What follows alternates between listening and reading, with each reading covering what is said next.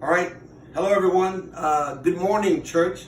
Right now, we're in my kitchen. I'm Sean Moore. I'm the associate pastor at Living Spirit Church, and I'm going to make my grandmother's recipe for macaroni and cheese, which is very much a Afrocentric food dish that can also be used as a main dish. So here's what you're going to need. You're going to need noodles, a stick of butter, 3 types of cheese, bacon, flour, salt and pepper, milk. Did I already say eggs? Maybe I did already say and eggs. And what I do is what my grandmother did was make it in a Dutch oven. So it's a metal pot that's empty. And so let's kind of begin. Right. So the first thing we're gonna need 3 eggs. So 3 eggs, some salt, and pepper.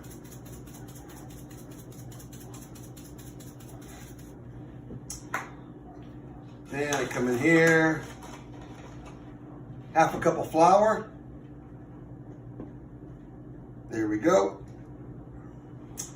My grandmother used to use nutmeg. I don't know why, but she did, and so I'm just gonna follow the recipe. Couple of shakes. Oh, by the way, there wasn't a whole lot of measurements like, oh, a cup of this, a cup of that, half a cup of this. Nope, you just pretty much eyeballed things. So there's the roux right here, and so I'll take this. Then comes the milk, and she would use, I don't know, again, eyeballing it. Nice and round and round and round. Adding the full stick of butter inside, indeed.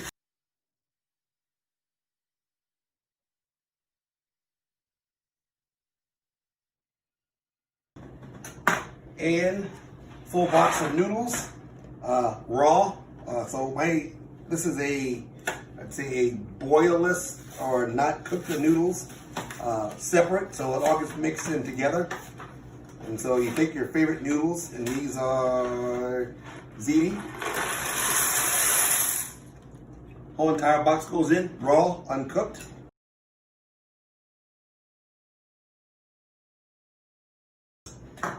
Then we use cheese, and I like mozzarella, so I'm going to use mozzarella. I'm going to use mild cheddar and then cheddar jack.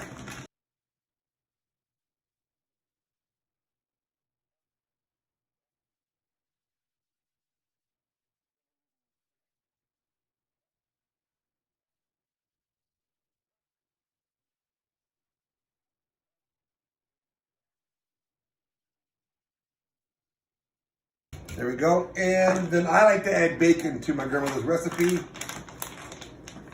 And I like lots of bacon, so I add as much bacon as I possibly can get away with.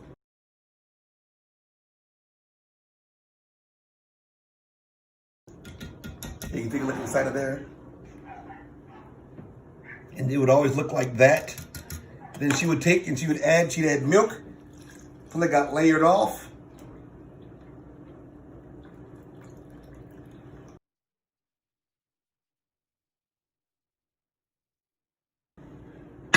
Top goes on. Now this is a Dutch oven, which means this whole entire thing can be put in the microwave not microwave, but it's going to be put in the oven at 425 for an hour. So in an hour's time, it'll be done. The noodles will be soft and cooked. The cheese will be ooey and gooey. And I'll check back in an hour. Take care. Peace. Okay, so then again, like I said, you put it in the oven for an hour at 425, and then 60 minutes later on, it's all done here. And so let's take a look at what we're working with here.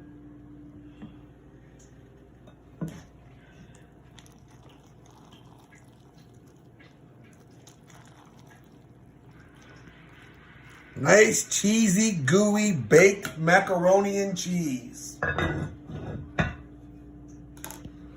That's all. All it is now is just to eat. Yum, yum. Peace.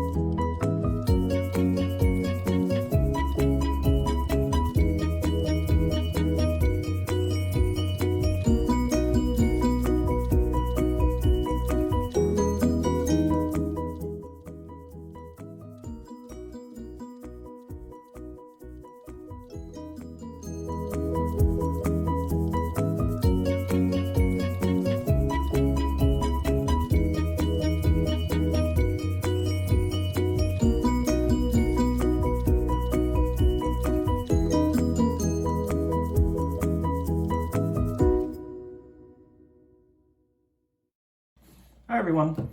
Okay, so this is the video on how to assemble the spring rolls. As you can see here, I've got my ingredients. I've got my rice paper. I've got the noodles that have been cooked. All these have been prepped beforehand. I've got cilantro. I've got carrots. I've got bean sprouts, mint, and I was able to find regular basil, just like sweet basil, but if you can find Thai basil, that's much better, but this will work for now. Okay, so the first thing that you're gonna wanna do is just dip the rice paper into some water. It doesn't have to be boiling hot or anything, it just has to be a little warm.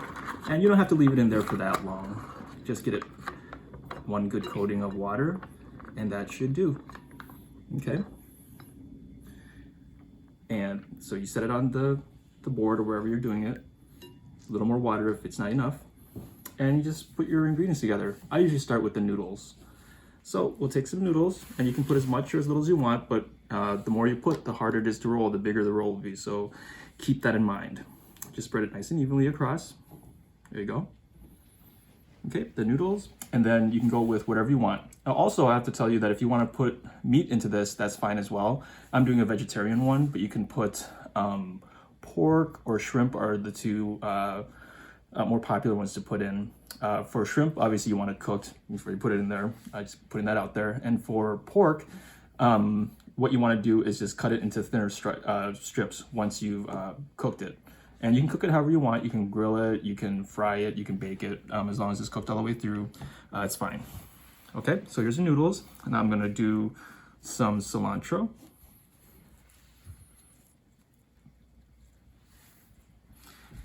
Again, as much or as little as you want. Some carrots. Okay, some bean sprouts.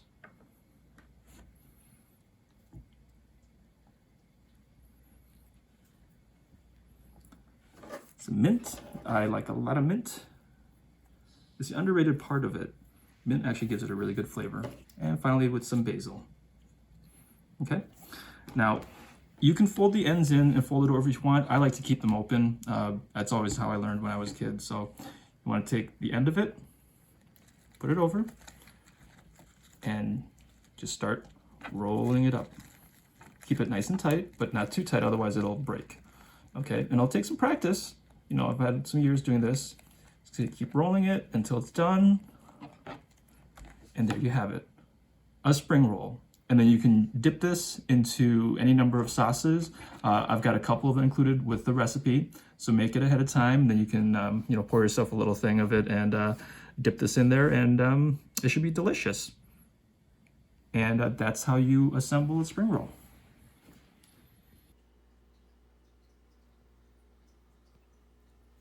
Hello, my name is Michelle, and today I'll be showing you how to make Korean barbecue. I'm so happy to teach you this wonderful recipe. Today I'll be using 1.5 pounds of thick cut beef rib, but you can use any type of meat you want. So the first step is to get a bowl, and you're gonna need all these ingredients for the sauce. Half a cup of soy sauce, half a cup of water, half a cup of sugar, 1/4 cup of cooking wine or any type of wine, 1 tablespoon of garlic powder, 1 tablespoon of sesame oil, and half a teaspoon of black pepper powder. So then you're just gonna get the ingredients and pour it into the bowl.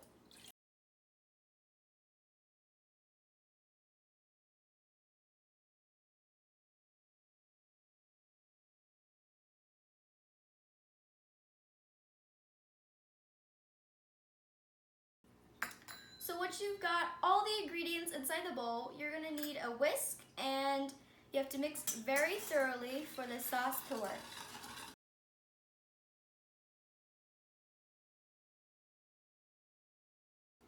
Once you're done mixing,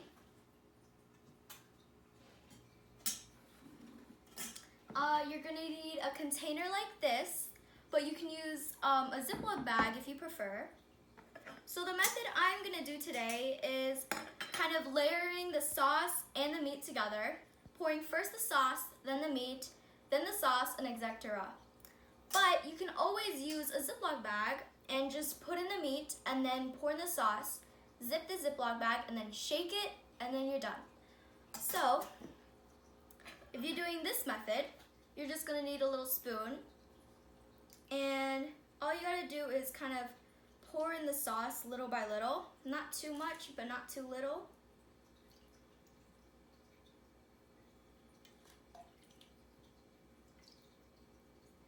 So once you've got a layer of sauce, you're just gonna grab some meat.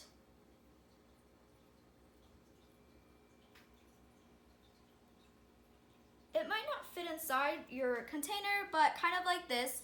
Make sure it isn't crumpled up, but kind of flat out. So once this is done, you're gonna grab another layer of sauce and just kind of drizzle over the meat.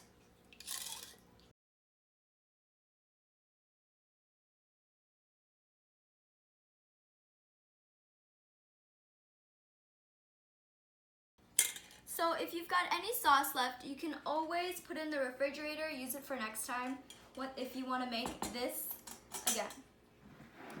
Okay, so next step is to close the lid of your container, and then you're gonna put this in the fridge for 6 to 12 hours and just let it sit there, and yeah. Once your meat has been marinated and has been sitting in the fridge for 6 to 12 hours, just grab a pan or a grill and make it so the heat is as high as possible. And so just grab the amount of beef you want and put it on top of the pan or grill.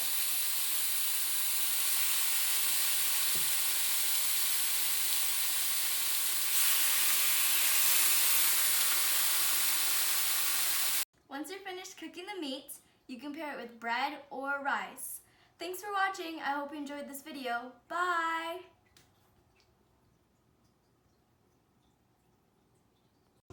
My name is Euphemia, and I will be fixing spinach, fried spinach and rice. So these are my recipe over here. A cup of dashed pepper and onion mixed together, equal parts. So that's 1 cup of onions, green pepper, and red pepper.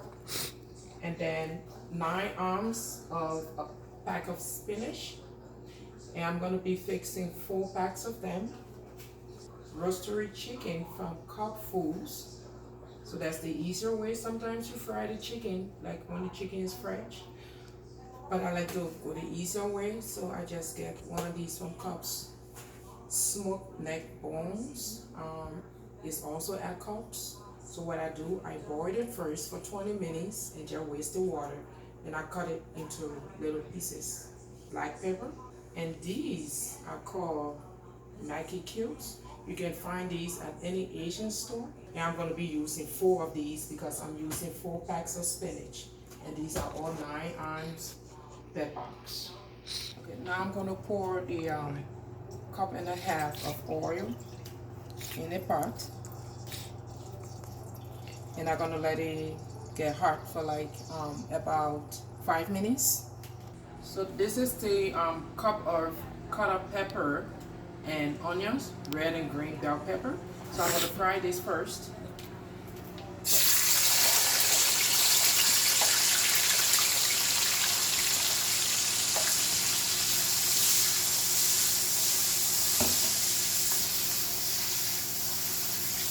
And just kind of stir it while it's frying for like a few minutes.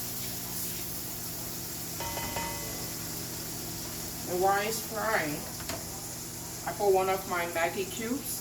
This is how it looks when you open the peeling. So I'm going to put it in here. And I just put a little bit of black pepper in here, just for the flavor. And also just a little spicy taste, but not that spicy now. Stir the Maggi cube with the onions and pepper, and just let it fry for like, let's say 2 minutes. And the stove is on medium, almost high, but not quite high. So this is the spinach that I took off the package.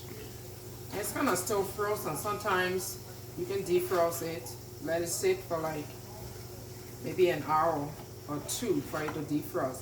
But it really doesn't matter. You can either put it in frozen or defrost. It's still gonna cook the same. And then you just cover it up with a top and let it slowly fry. So now I'm gonna put the rest of the cubes into the spinach, and then I stirred it.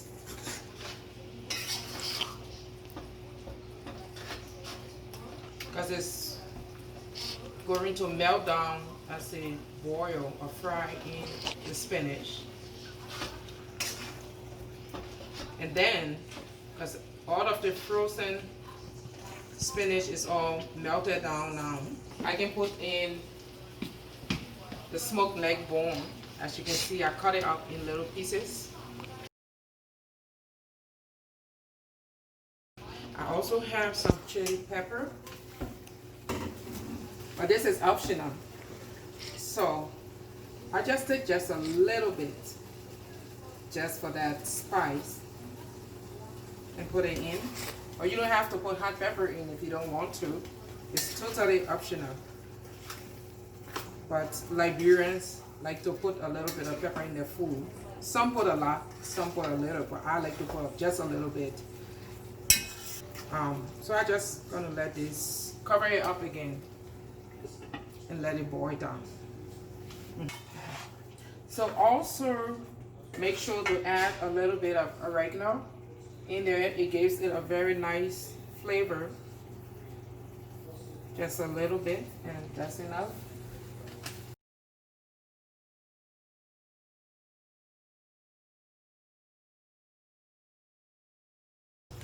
So you want to add a cup of water in there.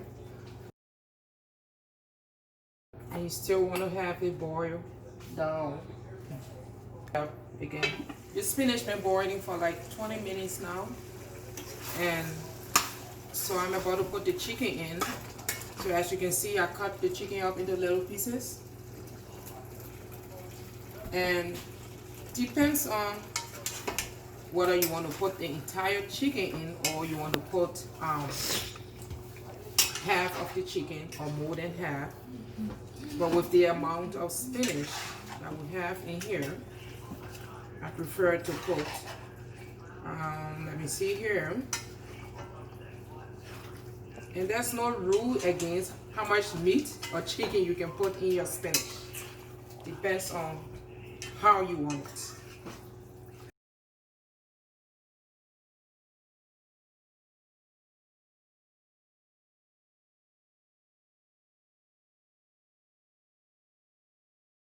And then we're just gonna let it boil down until it's well cooked.